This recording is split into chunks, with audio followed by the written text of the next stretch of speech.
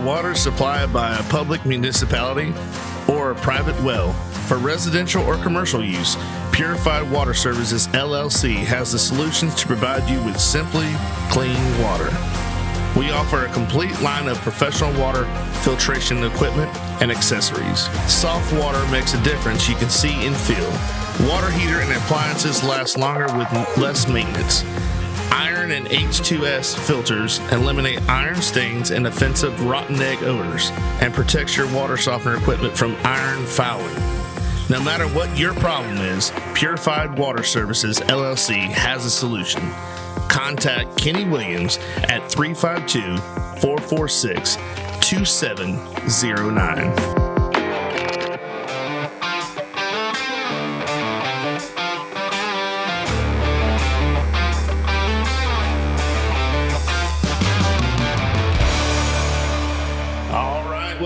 To another edition of the Goblay Show. I'm your host, Billy, and today we got a special guest. He's I've known him for quite some time, 20 plus years, and he's a great athlete from South Sumter High, and he's also our head basketball coach there for the Varsity Raiders. And without further ado, I'm going to welcome A.J Bryant. Welcome to the show, A.J. Welcome. I'm happy to be here, man, and just enjoying it. What better place to be than the Goblay Show? Hey, you don't have to be all like that. But hey, you know. I finally got you on here, man. It took long enough. I figured you went through all the celebrities and all the good people, and then I was, left over. Now I'm down to the B-cast. I'm kidding.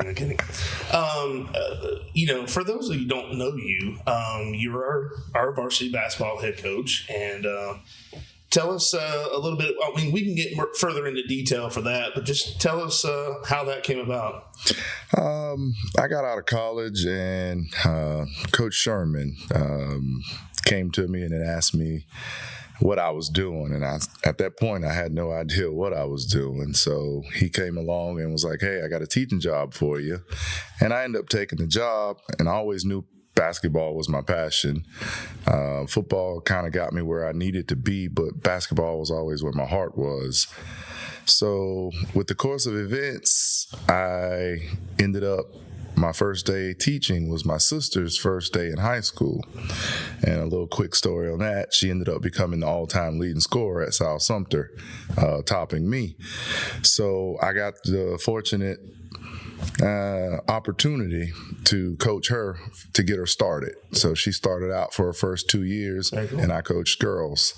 And then it was a love-hate relationship because I was preparing her for college, and I think everybody else was preparing her just to be the best player at South Sumter.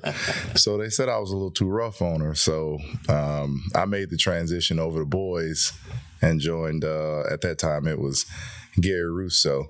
He came over, and I was the varsity assistant with him and the head JV coach for a few years. And about 6 years went by, and they finally turned it over to me, and that was 10 plus years ago. Yeah. Before, we get into the present, what I like to do is ask all my guests how they came about, like I just did, but we're going to go further back, and you tell me how what was your first love? What was the first sport you watched and you fell in love with? It's got to be either basketball or football, because I know you played both. So, from day one, it's always been basketball. Being in the backyard, I was fortunate enough to grow up on a block with Earl Everett, same block Keanu, David Green. I mean, it's some special water on that block. So you had to learn to play football in order to. You just wouldn't have anything else to play. So we all played. Right. So, but basketball was always number one. The first time I saw the game, I just wanted to play it, be the best at it. And I always was too small to play football. I remember trying out for 7th grade football in middle school. And me and Coach Kinley were about the same size. I was 5-something. I mean, I was really, really small in middle school. I wasn't even 100 pounds. Yeah. So basketball was by far my first love. Did you play any public sport, like league ball, baseball, involved? At that time, we had bandit football. That's right. I did not play because my grandmother, at that time I stayed with my grandmother, and she was like, that boy's too small to be out there. And I agreed with her. I was like, sure, if that's what you say, I'll go ahead and agree with you. Grandma knows best. Grandma knows best. That's right. But at that time, I think Walt Moore and Nod Mitchell and a bunch of those guys got together, and that's when we had the Boys and Girls Club basketball that ran on Saturdays at the middle school. Gotcha. And from day one, I never wanted to play with my age group. I always got to play with, a couple age groups up or the adults. And that was my driving force. And of course, they never took it easy on us. They played us like we were grown men from the time we were in middle school. So that was always my driving force, is one day I'm going to beat y'all for real. And one day came along sooner than later. So you didn't play middle school. Did you play basketball in middle school? I played basketball in middle school, and I played 7th grade in middle school and decided that, football wasn't for me. Gotcha. Let me tell you, I don't know. I've probably already told you this, or just going to remind you. I remember because I'm a year older than you in school. And I remember being my sophomore year, you come in, and I'm like, and this cocky kid comes in, I wanted to call him like little Kobe Bryant because he was all over. And I remember you challenged me like, "Come on, Goblay, let's go." And I'm like, I'm not even good at basketball. Like, but you talk so much trash, but you were good. But I'm like, are you picking on me because I don't know how to play basketball, or is it like you want to establish a dominance, like you're the freshman here? At that time, I probably couldn't. I can't remember back that far, but knowing me, it was probably any and everybody in my path I wanted to see if I could beat. It was a measuring stick. Yeah. I kind of still do that to this day, but not on the same realm. Yeah. So.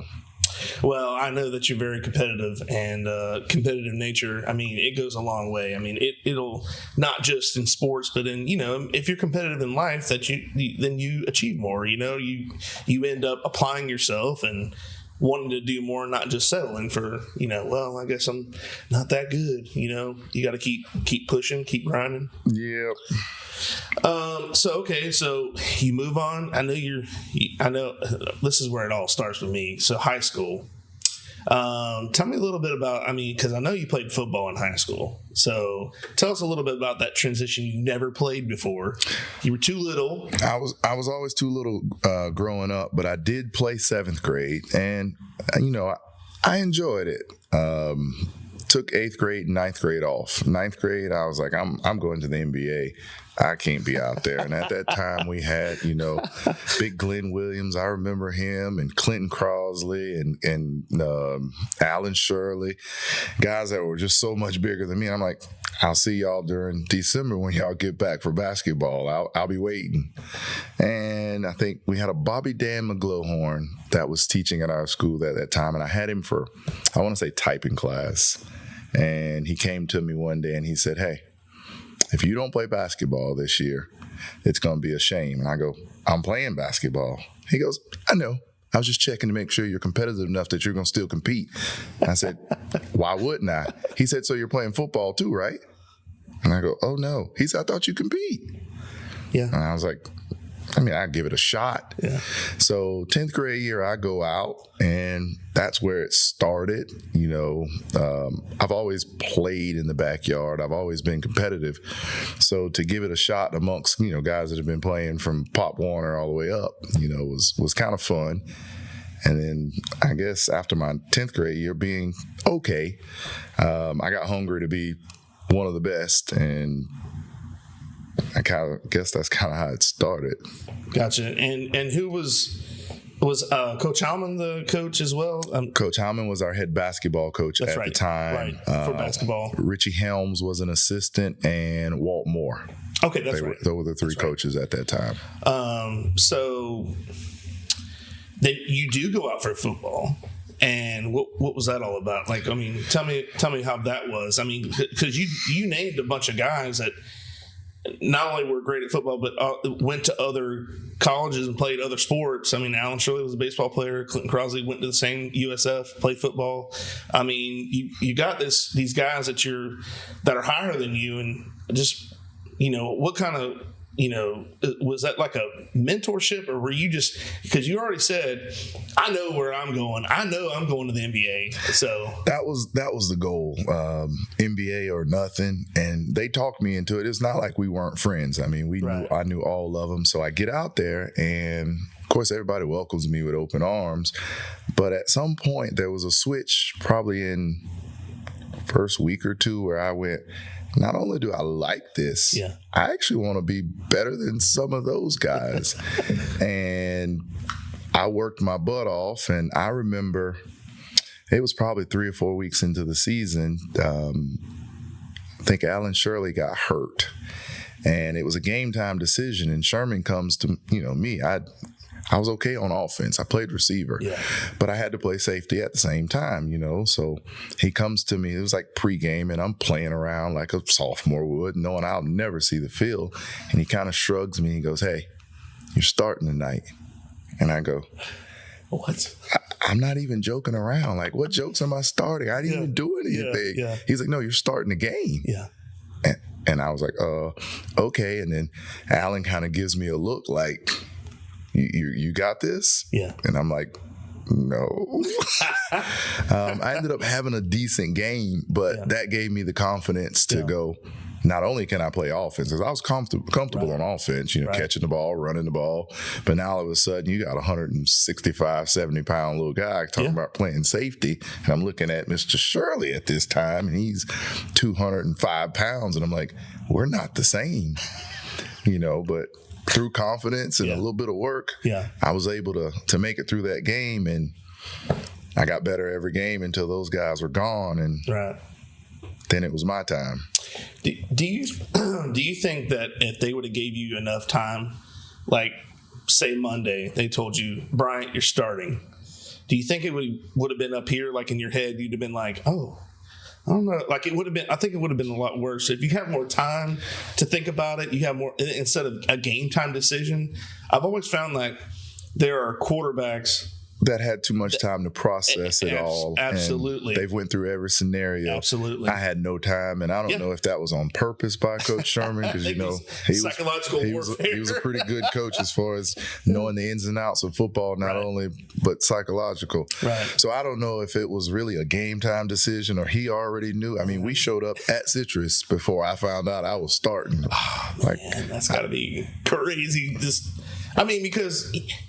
I remember being, when I was the younger, side of the spectrum, and you're around those guys, and then even a guy a year older seems like they're a man. Like, you know what I mean? Like, you looked up to that person, you're like, man, that guy is, and he's a year older. I mean, there's no difference. Now you look at it, you're like, okay, he was a sophomore, I was a freshman, or vice versa.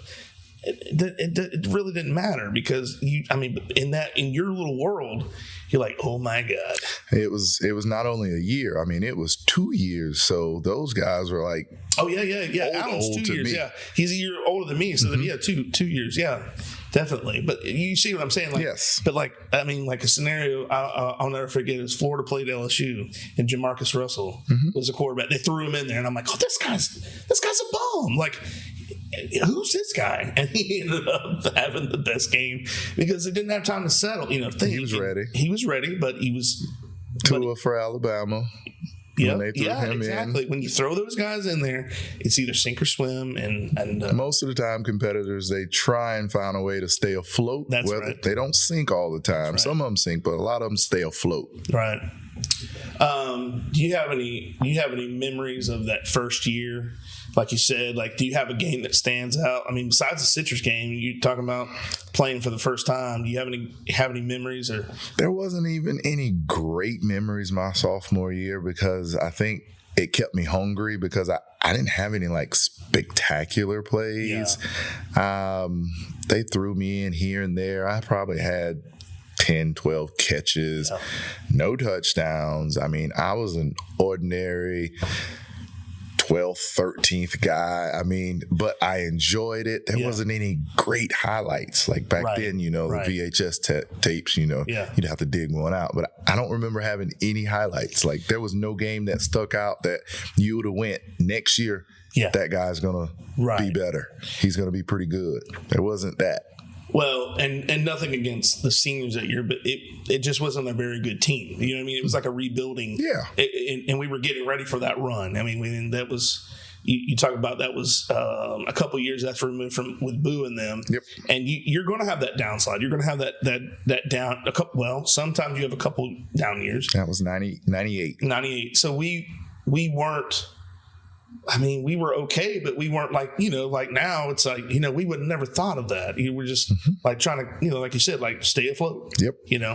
But I do remember you coming in this your junior year. That's when you came in, and this is when you kind of made a name for yourself because I remember my junior year, we're getting ready, and they're talking about off-season workouts, and they're talking about this, and I'm like, I got basketball during the summer, but they're like, no, we're going to be doing this, and this, and then this little tall, scrawny kid named Matt Ellis. Never heard of him. Never heard of him.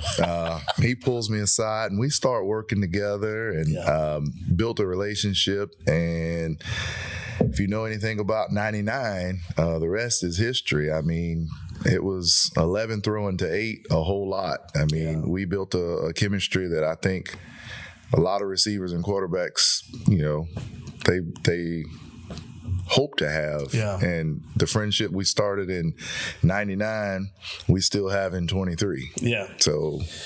Yeah. That year you had. I totally forgot about Tater being a wide receiver, and I've got several highlights of him.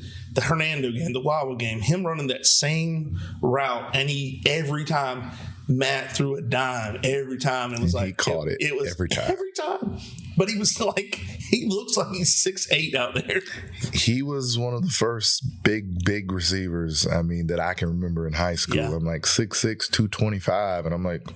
Yeah, what are you doing on this side of the ball? Yeah, I was like, you should be at like line or tight end or something. But he was great. Oh man, I've got a few highlights. I've been posting on Facebook and stuff about. I love reminiscing, and obviously when you got proof, so there's always that infamous Wawa game with Bradley. Played that put a few highlights on that, and it was just, I don't know, dude, that was my senior year, and man, it was even though we made it to the second round of the playoffs, lost to Williston by a point, 7-6, We lost every game that year by a point. Oh yeah, that's every right. single game that year we lost by a point. We had to call timeout about every important extra point. We had a kid named Chris Stokes at the time, and for you young bucks back then, if you weren't a real kicker, you put on a square toe shoe so you could make contact with the ball. So we had to call timeouts to get a good opportunity to make a longer field goal with Chris Stokes, our linebacker that already had about 40, 50 plays in that game. Just take some deep breaths, kick it through the uprights. Didn't always work. But the next year we got a kicker. The year after we lost every game. After, while we're still on that year real quick, I was going to name Jimmy Drawdy and Mike Henderson and Amp Dunn, Corey Moore. I was putting some highlights together for Corey Moore, man, and he was like, dude, I only played 1 year. I'm like, what? I don't remember that. I'm like, I thought you were always a football player. He's like, no, I just played my senior year. I'm like, oh my gosh, that's Corey's helmet up there. Yes, I mean, he said he was so mad after the Wilson game he never brought it back. Hey, that's a relic, bro. That's a relic right there. So he was with that Clinton Crosley's group. Yeah, that Clinton was the class of 2000. Yeah. Matt Ellis and Baker, Jarrett Baker, Jeremy Cole. Those are all my guys. David Green. David Green, Brandon Bethel, all my Center Hill boys. Yep, they were holding it down, man. So that was your junior year. Your senior year. Now this is after I left, so I didn't really get to see it, in real time. But I watched you mentioned the VHS earlier. I watched a lot of VHS tapes and I converted a lot of them. AJ, we're getting old, man. Yes, we're getting old. It's like, what's a converter? I got a converter. Converted a bunch, but one game I did watch was the Dixie County game, and that was, dude, you you looked a little like Lamar, a little Lamarish there. I'm not trying to blow you up or anything. No, but you really were. That was the first time in my playing career where no matter how much confidence you had, no matter what, that was the first time I was staring down the barrel of defeat. I remember being down. We were down 3 touchdowns right before halftime, and they were on the 2-yard line to go up again. And I'm like, I remember looking over at LaCory, and that was probably the one moment that we'll share in the history that we probably have never told anybody before this podcast. And I look over at him. They're on the 2-yard line. I look at him. He looks at me. We're both just snot bubble crying. We don't know what to do. Yeah. And just so happened, I guess in the midst of all the tears, I take too many steps forward, and I get an encroachment call, and they negate their touchdown that they just scored because I was lined up offsides before the play ever started. We ended up stopping them after that, got the ball back at halftime, went on a 28-0 run to finish the game to beat Dixie County, which was probably one of our bigger comebacks we've ever had. Yeah, I was going to say that you had the, and I'll have to, maybe I can show it on here, but I remember you throwing this dime. I posted on Facebook. Mm-hmm. Throwing it, who was that Earl? Mm-hmm. Okay, but no, there was another one. Well, that was Earl. The one over the shoulder on a swing route was to Earl. Then I threw a deep one right before half in the corner of the end zone. Mm-hmm. Yeah. Well, that one was to Bloogie. Brandon Irvin. Okay. Brandon Irvin. Okay, because I couldn't remember. And like, VHSs are not crisp. They're a little fuzzy. So sometimes the numbers do blur a little bit. So I'm like, and like I said, I had already left, so I didn't really know. Besides your number and Earl, I didn't really. Yeah, that was Brandon Irvin, and that was pretty much the icing on the cake. I think we were already up 14, and I was like, Sherman signaled to play, and I was like, right, 88. Okay. Thought we'd be running 24 here, but he called it, and I guess they were not ready. It was a great route by him. Great catch. Wow. Throw was somewhat in the right area, and he was able to bring it in to seal the game. Yeah, and a young Sam Miller got a pick. Oh, it wasn't a pick six. He ran out of gas. Sam had a pick. I think Brandon Irvin had a pick. Everybody like Gerard Jordan had a block punt that he ran back for 48 yards. Triple J. It sealed the. We had some amazing plays that game. Good. Those are games that, like I said, you'll never forget. I'll never forget Dixie County. Yeah.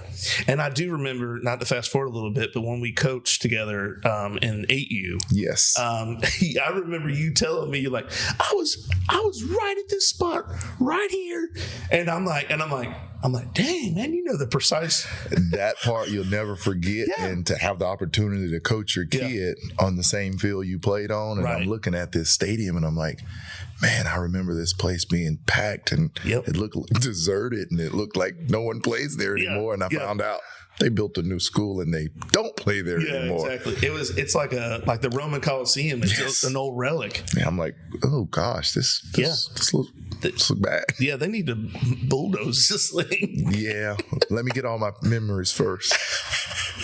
Promotional consideration paid for by the following. Webster Ace Hardware and Farm Supply are generous sponsors for today's podcast.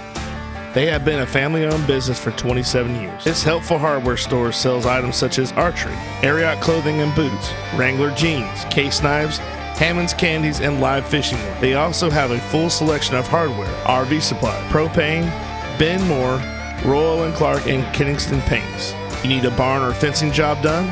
Custom barn kits and roofing metal are provided at your local Ace Hardware store. What about a new grill for the yard?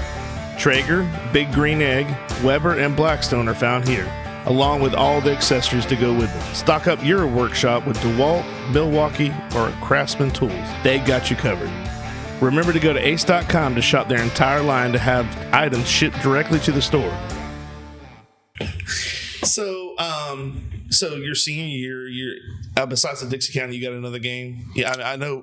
I think we beat Wildwood again, or did we play them right? We beat Wildwood. It was at home. It was home. That was pretty handily. we had so many memorable games that senior year, and I think they were only memorable to me because that was the first time I was the actual leader. Gotcha. Like when we had Matt Ellis, I got to just run routes, and we had a true guy that went to school to play quarterback that was a true quarterback.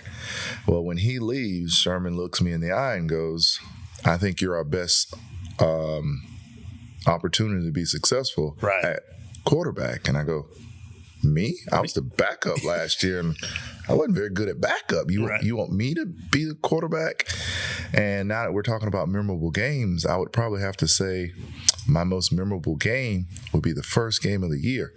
So he puts me at the helm, and we lose the very first game to Crystal River. We're supposed to have a loaded team. Yeah. You know, there wasn't a lot of mistakes, but I felt like it was a lot of pressure first time out. I'm like, Matt made it look so easy. They turned the keys over to me, and we can't get through the first game of the year. And we drop it, and I had to make a decision right then. I'm like, do I bow out and just go, hey, man, put somebody else at quarterback and just tell them to throw me the ball and we can see if we can win that way? Or do I trust the process? And I trusted the process, and we didn't lose another one until we played Mariana. That's right, in the playoff. Yep, we didn't lose another one, and we should have won that one. Yeah, that was a tough loss for. I mean, of course, it's the playoff, and you're done, and that's your senior year, and you're done. You'll never play football for South Central ever again. So it can be very. That was the semifinals. It was the semi. I think it was. It was. That was a game to go to state championship, and we scored the go-ahead touchdown. Don't get me, like my grandma said, don't get me to lying, but I think we scored the go-ahead touchdown with less than 4 or 5 minutes to go in the game, and we're all celebrating. And there's a penalty flag on the field, holding. We went and watched it after the game. There was nowhere close to holding. Oh, my God. We never saw the end zone again. They stop us. We run a few Hail Marys, and it didn't work out. But you mean you didn't do like Patrick Mahomes and throw your helmet and tell the refs that, you called a offside? But see, he was Tony was offsides. I mean, Kavarius Tony, he was offside. And if they would have called that on the defense, Patrick Mahomes would have been fine with it. You know what I mean? Yeah, but I couldn't figure out who. I mean, I felt like he was yelling at everyone. I thought he was yelling at a coach. I wasn't quite sure what was going on, but never mind. That's water under the bridge. But we all handled it with, I guess, the best anybody else could handle it. I mean, we all laid on the field for our 15 minutes of sorrow, like I imagine every other senior has. Yeah, that's a tough moment. That's a realization that this is the end. You know what I mean? And I think it's hard for some of us. I think we had about 3 or 4 that were still going on to continue to play on the next level. Right. So the realization that you'll never play in front of these fans and these kids that you grew up with was sinking in. But also the realization that for the rest of your teammates, they'll never put another helmet on again. Mm-hmm. And this is your brothers, the ones you saw cry, the ones you laughed with, and all of a sudden it's over for everyone together. Right. Some of us still had an opportunity to go on, but it would never be the same. You had to make new friends. You had to start all over. Right. So that's definitely was hard. So so that your senior is done. You move on to your basketball because, like everybody else, is waiting on basketball season to start. Normally, all the players are about November. They're looking toward the gym, if you know what I mean, and they're ready to go. How did your senior year or junior senior year combo with basketball? How did that go? Because I really didn't get into basketball. I knew who a couple of the guys. Most of the guys that were in my grade that played, like Larry Henderson and Bakishian and all them. I'd say the transition was always tough. I remember a few games Howman took the team over and played, before we got there. And of course we missed the first 6 games. Right. And I remember LeCanto, or I think it was someone over there, they beat us by 35. Right. And I think they told Howman after the game, A.J. Bryant, them can't make up 35 points. We ended up coming back later that year and beating them by almost 35. Oh, wow. So I'd say my transitions went pretty good. I think that day after we lost to Mariana on a Friday, we played a Monday game. Oh, yeah. And I want to say, I think I scored 44 in the first game with no practice. My senior year, I averaged 32 a game. Okay. The lowest being 22 versus Wildwood, because I let my emotions get the best of me, and Howman sat me down and was like, "This ain't about you." So I had to learn some life lessons. True. Which later on helped you out. Helped in me your out own coaching. tremendously. Yeah. So some of these kids that get out, I in one side of the head, I go, I've been there. Yeah, I understand. know exactly what you're going through. But the other side, I want to make sure that you're learning valuable lessons at the same time that you can take in life with you. Absolutely. And that's the thing that's the best part about coaching is you get to instill those things and go, I wouldn't say this if I hadn't done this myself, or Exactly. been there and seen it, or, you have some kind of experience. So, high school, days are numbered, you graduate. What made you want to tell me about how you got to Georgia Southern?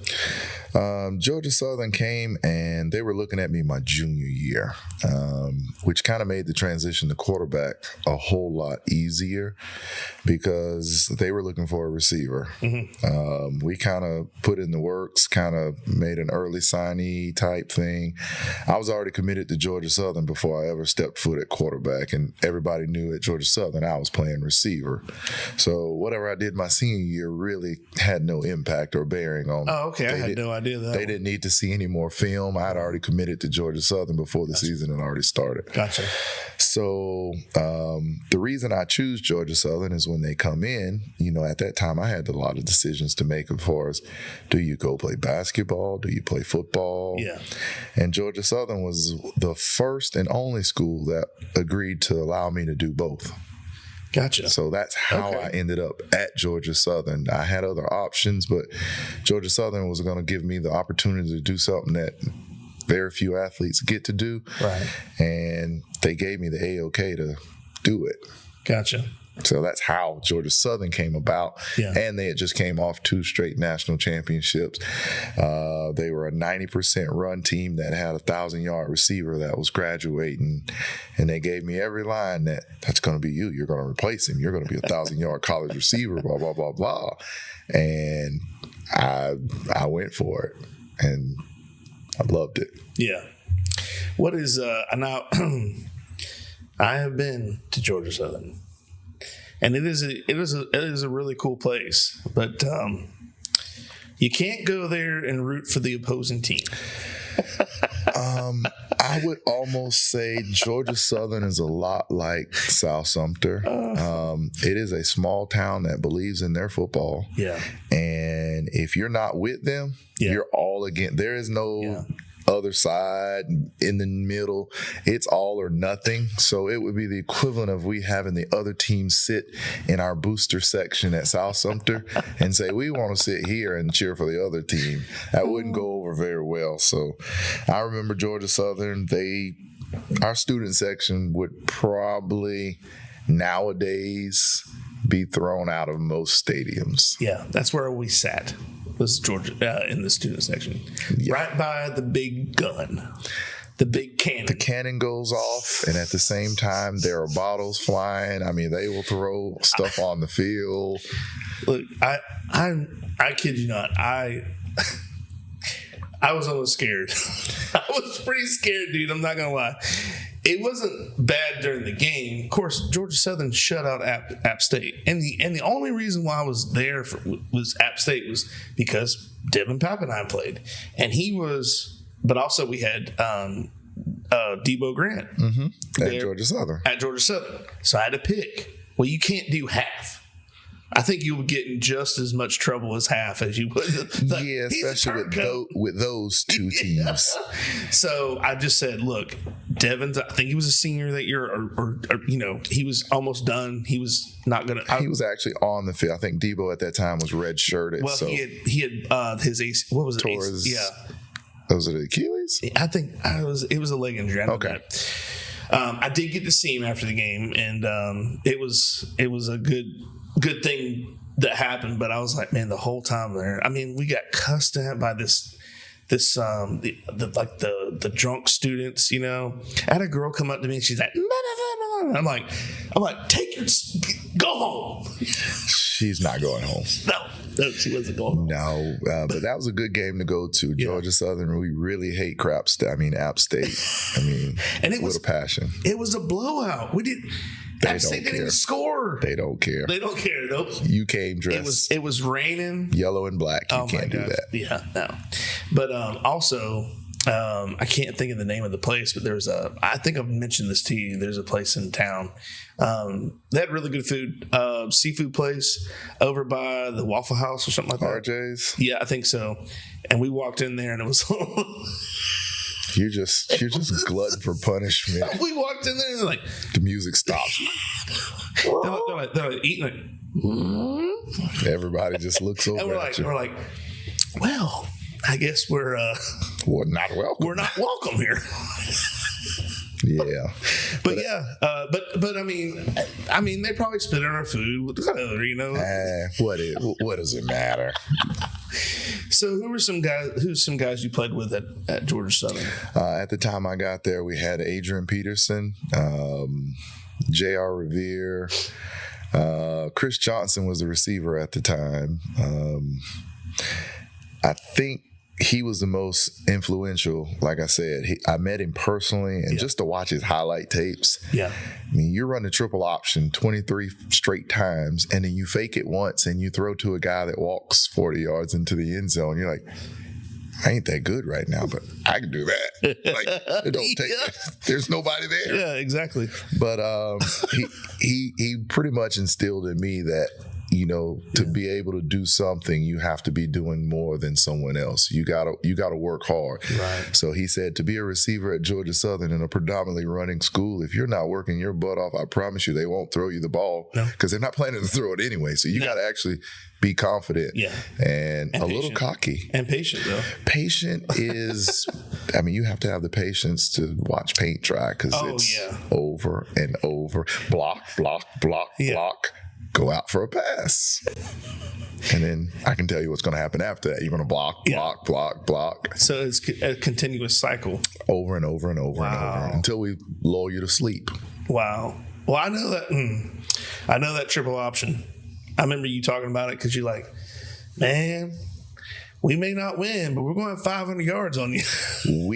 I remember playing UGA. I mean, they were in the SEC. They were pretty dominant back then. That's when they had DJ Shockley and they had David Green, Pollock. I mean, they were loaded that year, and they were giving up like 80 yards on the ground in the SEC. Yeah.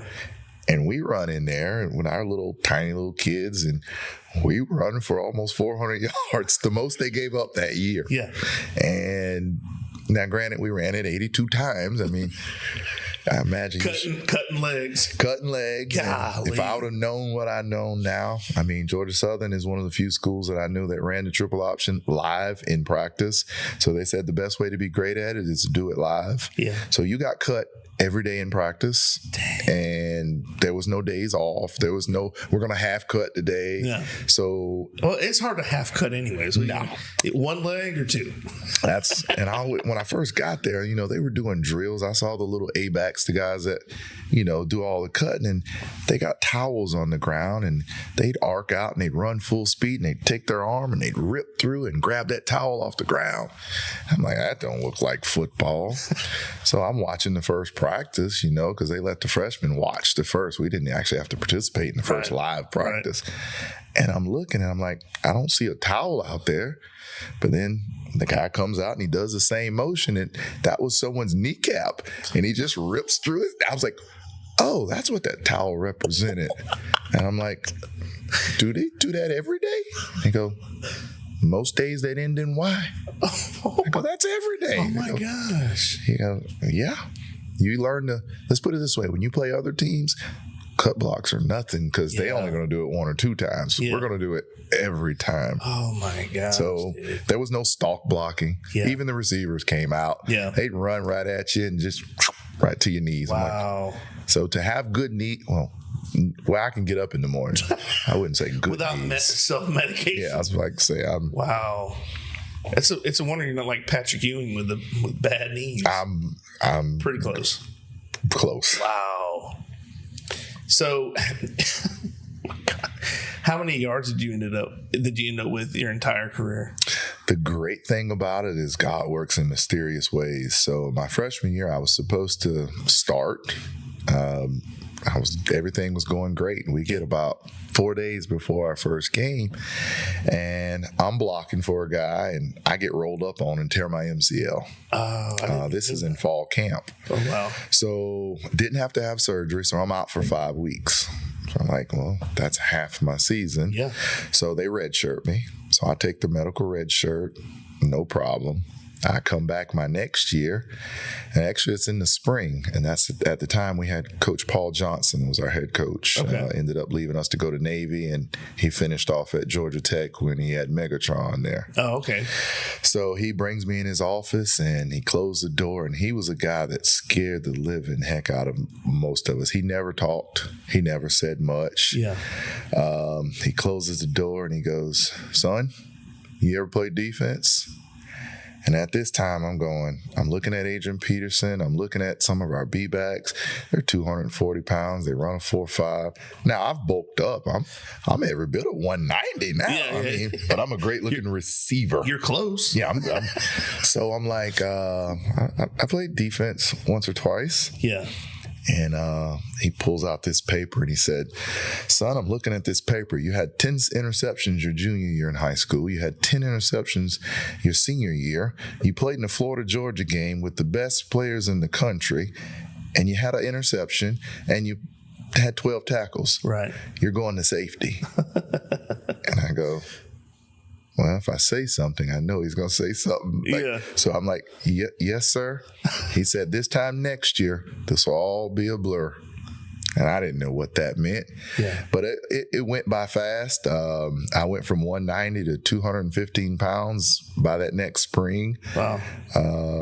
Played a lot of safety. I think they groomed me my sophomore year to get ready, because I felt like my sophomore year in college was right back to my sophomore year in high school. Mm-hmm. I was not a great factor.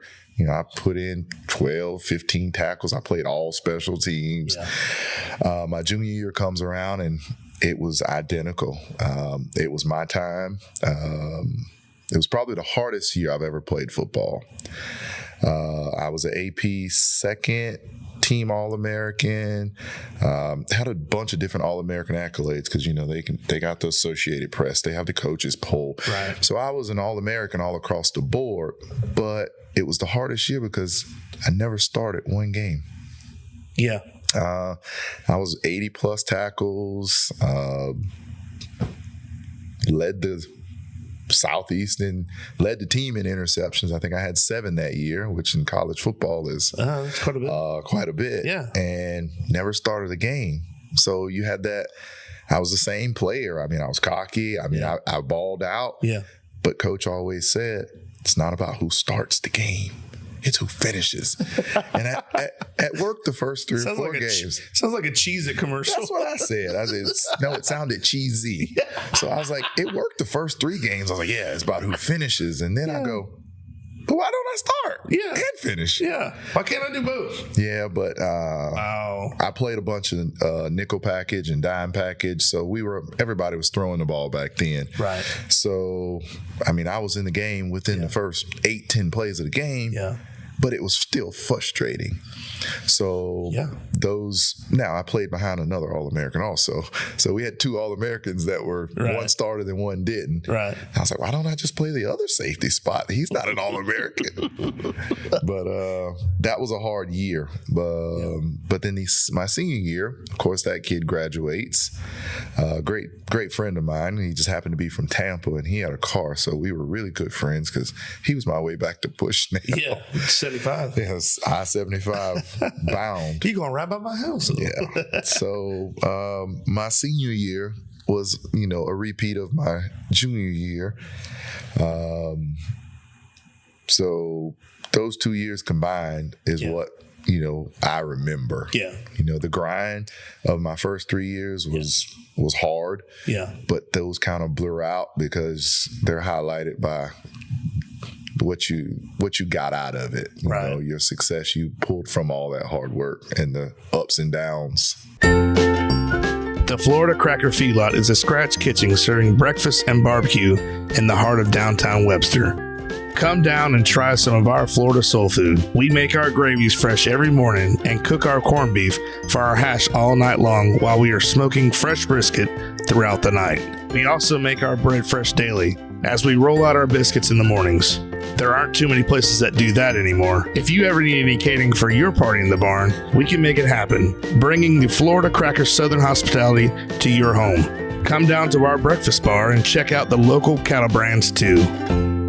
Well, a lot of people, they don't understand, but a lot of coaches say that, and I'm surprised you didn't or ask a coach at the time, but they say, a defensive back is just a wide receiver that can't catch.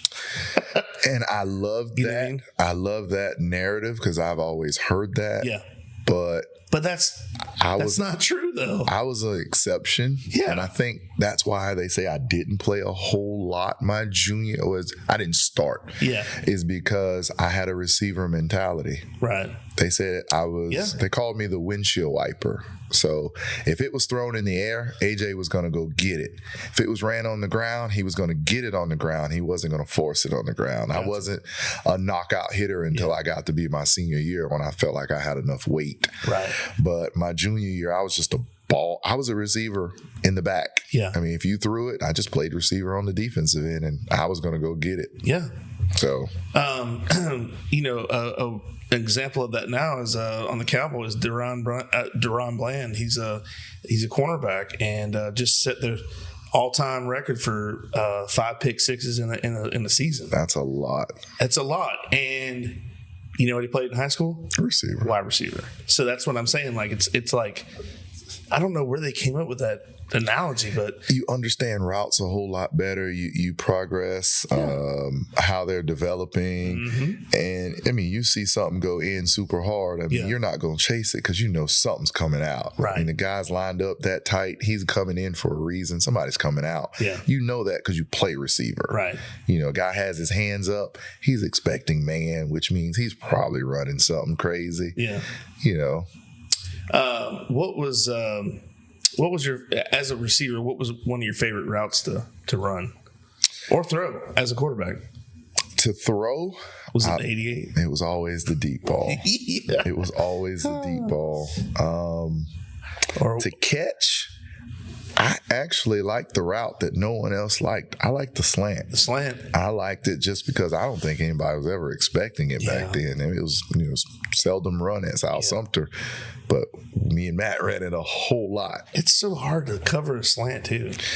You have to be fearless as a receiver, and you got to trust your quarterback that he ain't throwing you into a wall. Mm-hmm. He'll throw it to you, and then a Buick hits you. Yeah. Had that happen a few times. Not with Matt Ellis, though. And that was in college. and that's always on the quarterback. I always say that. Always. And when I watch games in NFL, pro, or college, it don't matter. I say that's on the QB right there because the QB sees it. Yeah. He's going to throw it up there, and he's like, oh. And as soon as as soon as he threw it, he's like, oh, man. My bad. You're like oh. Yep. Please get up. Did that a few times. I don't think I got anybody killed, but, I can always say I wasn't a true quarterback. I was just an athlete playing quarterback. True. So I was like, I wasn't reading defenses. I was throwing it to the open spot. I didn't read anybody. You stayed at a Holiday Inn Express one time. Yeah. Come on. So then you, what was your plan after college? 'Cause I don't really get to ask a lot of people that, but like, what was your plan? And a lot of, like you said, things happen and the good Lord points us in different directions other than what we're thinking. My plan was I went to school to actually be an athletic director or an agent. My degree is actually in sports management with a minor in business administration. Okay. So that was my plan. I graduate and I got a year where I'm still, I went back to finish my internship in the weight room. Team puts you up with the best internship ever. You just got to go back to the weight room you've been in for 5 years and watch other guys. So that turned out great for me, but I get done in December. So now I'm officially graduated. I'm not about to start a job yet. I'm about to figure out what's going on. And I get a call to play arena football. Oh, okay. So I end up driving out to Indiana, and I end up playing for the Evansville Blue Cats. It's week 3 for them. They just lost to safety. Make a long story short, I end up breaking every team record they had in the next 9 games. Oh, that's cool. Made the All-Star game my first year playing arena ball. They invite me back for another contract. The only problem is by the time they invite me back, I signed the contract when the season's over. Right. But I talked to Sherman in the meantime, and I start teaching in August. Right. Well, the season starts around the spring, and at this time, we had Dr. Morgan as a principal, and the team said, we can afford to miss you for 3 weeks of practice as long as you are here on Friday for the game. Right. So I would take a full day off from work Thursday. I'd leave Thursday night. They would fly me out. I'd practice with the team on Friday, play on Saturday, and I'd be back by Sunday so I could go to work. Wow. I did that for a year. Actually, 2 years. So you double dipped. I double dipped. Wow. My 3rd year, I played for the Bloomington Extreme. Okay. Out in Illinois. Did 1 year with them. Yeah. My contract was extended for the 4th year and substantial amount of increased money. Mm-hmm. And I declined my 4th year to pursue just being there for the kids that I was teaching. Right. And never looked back. Never had any regrets. Arena ball was probably the most fun I probably can imagine. Yeah. You had a tight-knit group. You were 28 deep. Yeah. You only traveled with 22, 23 guys. Right. You never took planes. It was always 17-hour drives. You break them up over a day or two. I mean, the memories you share on those double-decker buses. Yeah. I mean, it was something that you can't describe until you actually experience it. Yeah. But none of that was in the plan. Yeah. The plan was always to be an athletic director, something in the sports realm. Right. And through a series of fortunate events, fortunate, unfortunate, however you want to see it, I see them as God's plan. Right. But I think at that time I got engaged, and when Sherman asked me, I said, hey, I can take it, but my fiance, she's in education, and she would be looking for a job. And Sherman said, well, let me see if I can make some calls. And she got a job, and I got a job, and here we are 17 years later. We still have our jobs. Going back to what you said about that flight, going back, they're going to fly you back. That's pretty cool how they would fly you back. They flew me back, yeah. And well, that's the only way they were going to make it work. Well, yeah, but what I'm saying is, like, when Boo was talking about making $200 a week, I'm like, how could you afford an airplane ticket? You know what I mean? I know it's different when they want you. Yeah. They need you there. See, there's a big difference. When I first started, the first team I was actually talked to was an indoor football team. Okay. All right. So they are that's the grind. That's the $200 a week. Yeah. We'll pay for your hotel. you get a $50 win bonus. If you get an interception, you get $30. If the team wins, I mean, everything was an incentive. Wow. But your base pay, if you didn't do anything but travel and didn't do anything, it was $200 a week. Oh my gosh. So I was fortunate enough to not stick around that and got an actual contract through the Evansville Blue Cats, which was a little bit more. We're not gonna say a lot more. It was enough to make. It was a big step up. Gotcha. It was enough to not do anything else but play football and not worry about another job. Well, I mean, and of course, not knowing, you're on that level of play where, if you get hurt, you don't know what's going to happen. You know what I mean? It's like, what is your next step? Yeah, because you're dependent on them. I mean, that's your room and board. Yeah. I mean, they paid for all your food. They gave you 3 meals a day. You used them. It was all vouchers. Yeah. So you pretty much went to like a coach and I like pizza. I like this one. I want that one. And you picked out whatever you wanted. They had already had it paid for. So you had vouchers for the week. So if you were cut, hurt, whatever, now you got to figure out how you're going to eat 3 meals a day. Yeah. How you going to get electricity paid. I mean, everything's paid for by them. Yeah. If they take that away, you're back to square one. Right. So, but none of that was ever, like I said, in my plan. Yeah. That was just something that popped up and ended up being great for me. To this day, I've never touched foot in my athletic sports realm of managing, business, teaching algebra 2, math for college or readiness, I mean, all of those are great, right? But it never highlighted what I actually went to school for, right. And I wouldn't trade it for anything. I mean, right. I think I'm where I was designed to be. Yeah. I was going to say, you were talking about those vouchers. Can you imagine being an offensive lineman or a defensive lineman? And I mean, I can't imagine it. When you say that, I'm thinking like, all right, here's a little Caesar's pizza. And the offensive lineman's like, what? Like, how am I supposed to be big? No, it was more so you had like a $20 value. Oh, okay. And then the next one might had be to make it work. Yeah, Fazoli's. You can get 2 meals at.